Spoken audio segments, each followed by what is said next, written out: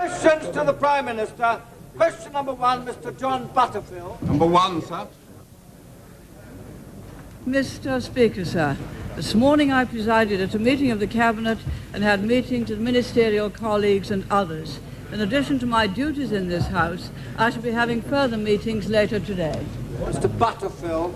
Mr. Speaker, sir, has my right honourable friend found time in her busy day today to read the report of the Audit Commission on managing sickness absences in London?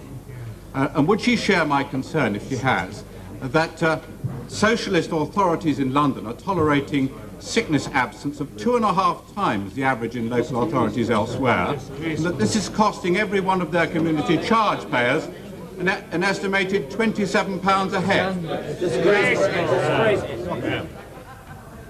Yes, Mr. Speaker, I had seen the Audit Commission's report and noted what my honourable friend said, that absentee levels in local authorities, certain local authorities, are very nearly 3 times those in private industry, that some of those local authorities are not even aware of what the absentee levels are, let alone able to take any action about it. So that is grossly unfair to the charge payer, and once more it proves that Labour authorities are totally inadequate as far as financial control.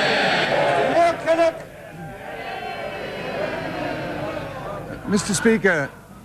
Speaker, will the Prime Minister make it clear to everyone today that she's completely against vouchers for schooling? Speaker, we have got an introduction of vouchers for training. That is a very good thing. It increases choice. In education, we are attempting to increase choice in city technology colleges, in grant-maintained schools, and also with open roles. Of course, local authorities are against choice. They want central control. They don't want opportunity. That's why the Right Honourable Gentleman is against choice, is against vouchers anywhere. Mr. Speaker, even though she's trying to evade, it's obvious from what the Prime Minister said last week and what she's just said that she is in favour of vouchers for schooling. The Prime Minister, Mr. Speaker, is a crank. Is it not obvious to her that every single examination ever undertaken into vouchers, including the one done by her friend Lord Joseph, has concluded that vouchers are an expensive, bureaucratic, divisive system entirely irrelevant to the real needs of schooling? Nonsense. They are nonsense. They are one method and only one method of what we are already operating. The money follows the pupil. That is a form of giving extra choice and of giving the voucher to the parent for the pupil. Of course, the Right Honourable Gentleman hates it. He wants total central control of education through socialist Labour authorities, which hold money back from locally managed schools.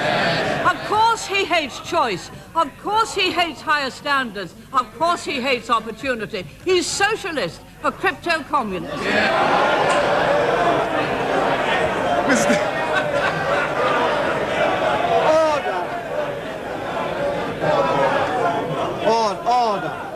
Order. Mr. Kinnock. Mr. Speaker, it's a long time since you had quite such a tantrum from the Prime Minister at Prime Minister's question time. Everybody knows that the British education system is now more centralised than it's ever been in history. Everybody also knows, Mr. Speaker, that the Prime Minister has spent the last 11 years making a complete mess of education. Why doesn't she now start concentrating on the things that need to be done to help education and stop chasing after the things that can only hurt education?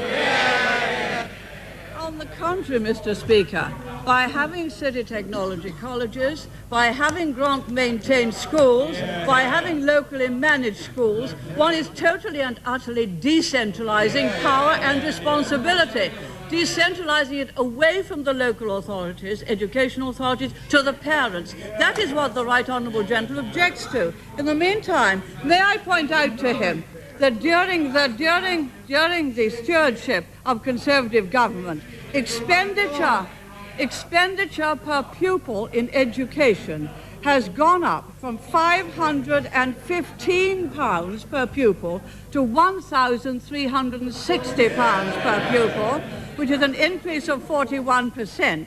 That according to an OECD report reported in the Sunday Times last week, when it comes to the percentage of our national income per head spent on education, Britain has a higher percentage of national income per head spent on national education than the United States, than Japan, or on Germany. Mr. Alistair Burt. Number 2, sir. I refer my honourable friend to the reply which I gave some moments ago. Mr. Burt.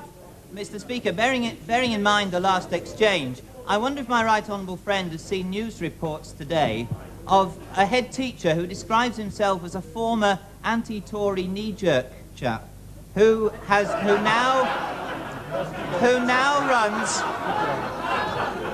runs a successful grant-maintained school in the north of England, taking its pupils from nearby council estates.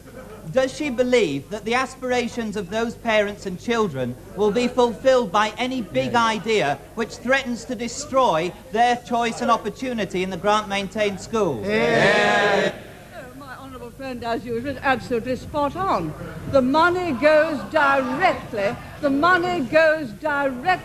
the grant-maintained schools, into the classroom, and not into the local education authority administration. Head teachers who have got grant-maintained schools are finding them extremely good. There have been a number of comments about them. One from Bankside, Cheshire.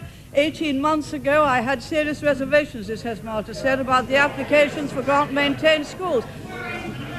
Not now, he went on.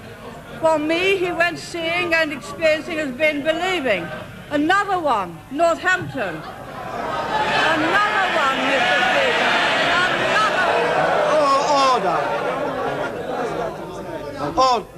Order. Prime Minister's answering a question which has been put to her. Another head teacher from Hendon, who says we have more time to deal with educational issues as opposed to administration and coping with bureaucracy. Another satisfied grant-maintained school. A third one, we're finding it easier to recruit staff. Of course you don't like it. More staff, less bureaucracy, but they're good and good for business. Mr. Ashdown. Mr. Speaker, in the light of the Prime Minister's previous answers, why is it that she disagrees with her own Education Secretary, who at the weekend said that he felt that the introduction of education vouchers would be an unnecessary distraction to the real task, which is putting right what was wrong with Britain's failing education system? My right honourable friend is sitting next to me and disagrees totally with the right honourable gentleman's interpretation of what he said. Had the right honourable gentleman listened to what I said earlier, he would have realised that both City Technology Colleges, grant-maintained schools, to some extent open enrolment, is a form of letting choice go to the parent. And when you add to that the money following the pupil, that is virtually a voucher system. Mr. Peter Bottomley. My right honourable friend, take the opportunity of inviting in the head of Twyford High School in Ealing, Hazel Hardy, the head of Lillian Bayliss in Waterloo, and Peter Dawson, who used to be... That is virtually a voucher system. Mr. Peter Bottomley.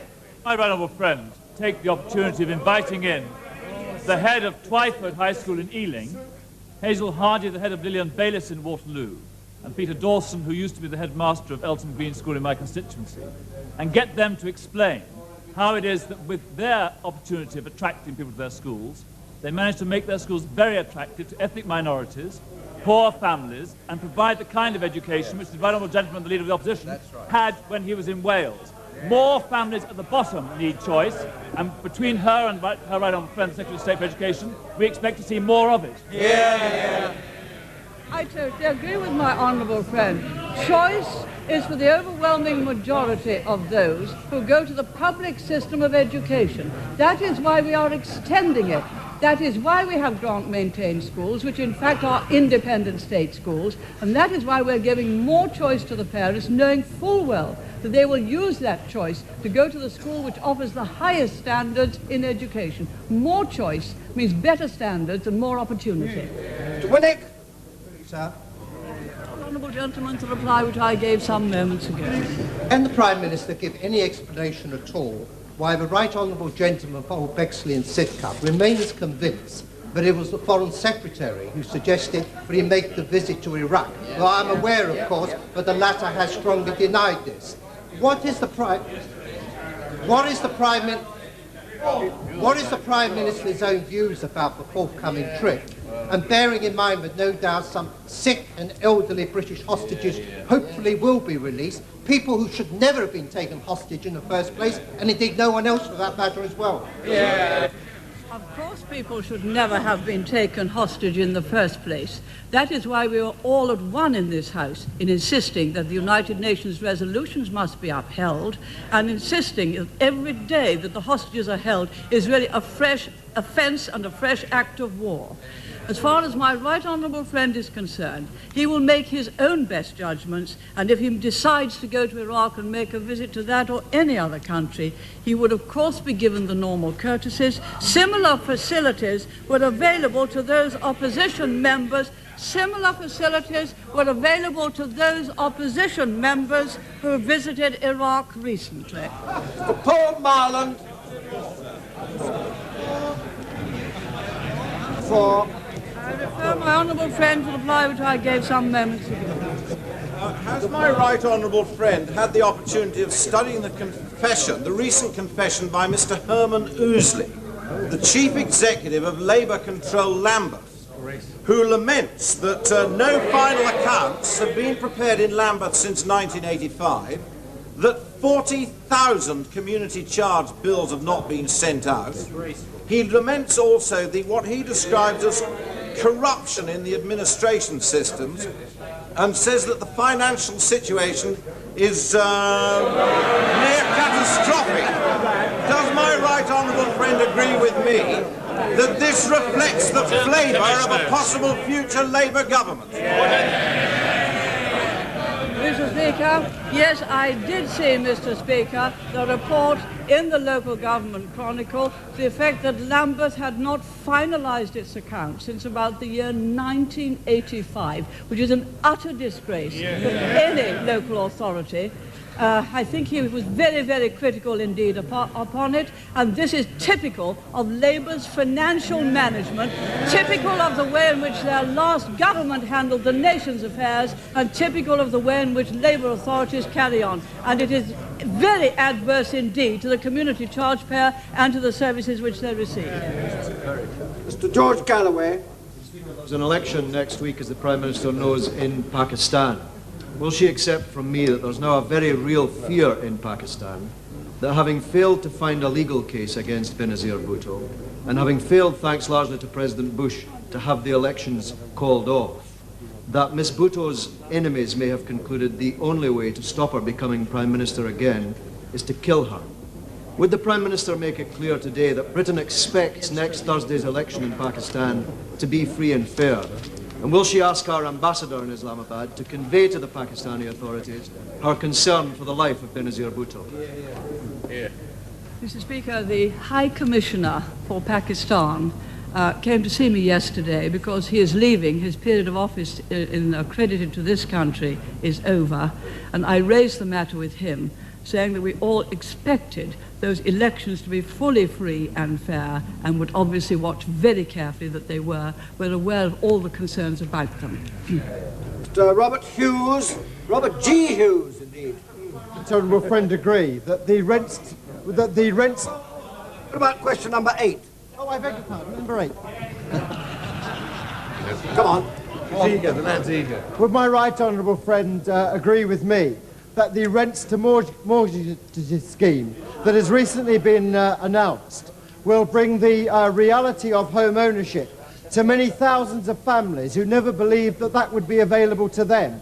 And does my right honourable friend further agree that rather than being an irrelevant scheme, as described by the Labour Party, it will be so successful that in the end the Labour Party will claim it as if it was their own idea. Mr. Speaker, as my honourable friend is aware, the original right to buy scheme has enabled something like 1.5 million council tenants to purchase their homes. There are some who are still not able under that scheme to take the plunge, but who would like to purchase their homes. We've therefore had in Scotland and in Wales a pilot scheme running on rents to mortgages, and a number of people have taken advantage of that. We're now going to run a pilot scheme in England with regard to new townhouses to see whether it would also be welcomed here, with a view, if it succeeds, to extending it much more widely to enable another group of people to enjoy the benefits of home ownership which they would never have got from the party opposite.